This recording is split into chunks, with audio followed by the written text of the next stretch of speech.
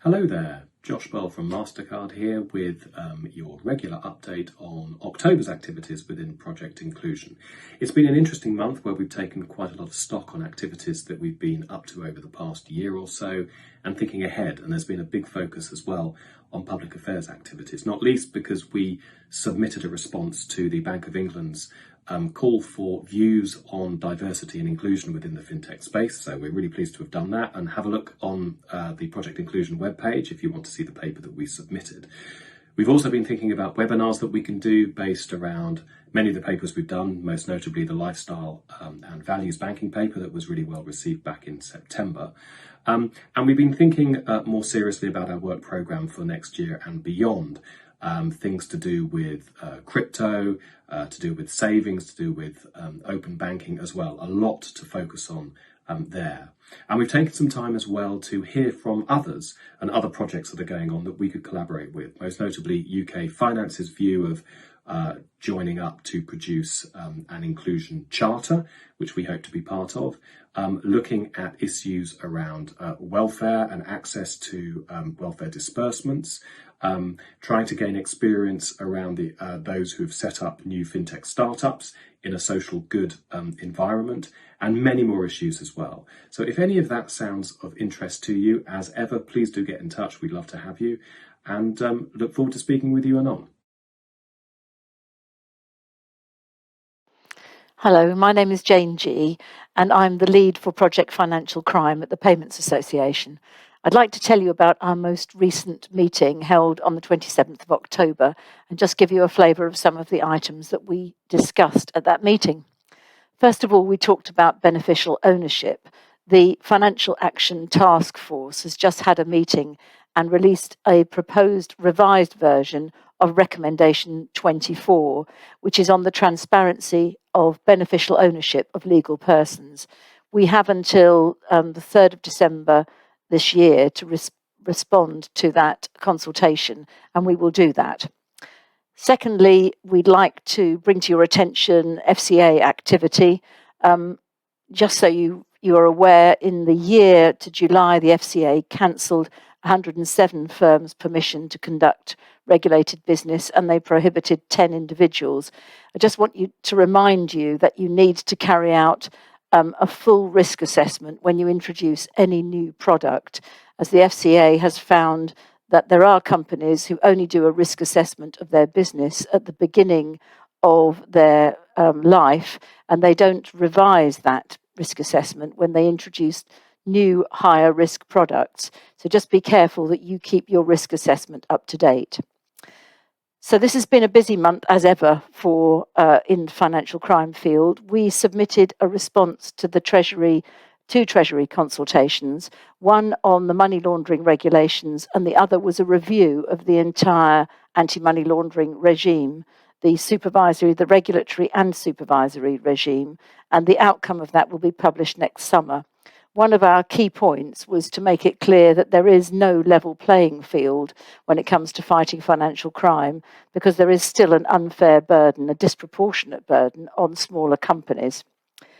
I hope that you'll look out for the second of our financial crime podcasts, which is also aimed at smaller regulated companies and some of the challenges which they face. We want to remind all members that it's good to keep up to date with scams and to issue regular warnings to consumers. Number spoofing is one of the most recent concerns, where criminals use well-known numbers, even bank numbers, to contact consumers. If you haven't already booked your place at Financial Crime 360, then please do so. That's next Tuesday, the 9th of November, and it's going to be in person at the Royal Lancaster Hotel. It will be a great event, so please do go to the Payments Association website and register for that. Look forward to speaking to you next month. Bye-bye. Hi, I'm Alison Donnelly, lead of Project Regulator and at all other times Director of FSCom, the boutique compliance consultancy specialising in payment services. This month, Project Regulator welcomed Natalie Eastman to our team. Natalie joins us from the advisory and will be our direct connection with the advisory board, and we're delighted to have her as part of our team. We have been spending the time thinking about and planning for future events. So the first one on the horizon is the regular meeting that we have with the FCA. We're going to take the opportunity to ask them about their plans for rolling out the senior manager's certification regime, which was mentioned in the very recently published Perimeter report.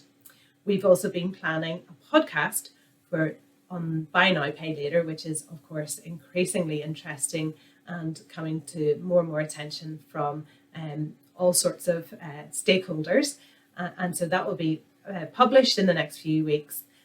And on a bigger scale, we've been looking at what we will be aiming to achieve in the next year. If you would like any more information about Project Regulator, or if indeed you'd like to talk to us about some issues that are occurring for you, or if you'd like to join us, please do get in touch. Thank you. Hi, this is Hugh Davies again, the mentor for Projects Open Banking, with another quick update on what's been going on.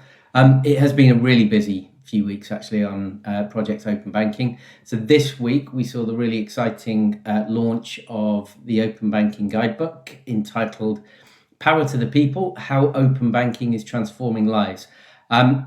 It's a really good piece of work actually. You can download it now. You'll be able to find it at the Payment Association website.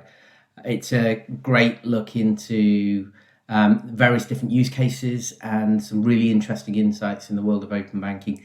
As I say, it's a fantastic piece of work, so I'd encourage you to have a look. It's been championed by the team at Discover, so a big thanks to Lee and all of the project team who've contributed. So that was published just this week. Prior to that, we also did a podcast on variable recurring payments. Again, also worth a listen. It was a proper meaty discussion, that one. So there's been loads going on the community side of Project Open Banking. I think moving forward in the next couple of weeks, there's going to be lots happening on the policy side as well, particularly around the project UK Finance are running around the future of open banking payments. So looking forward to updating more on that next time. Thank you.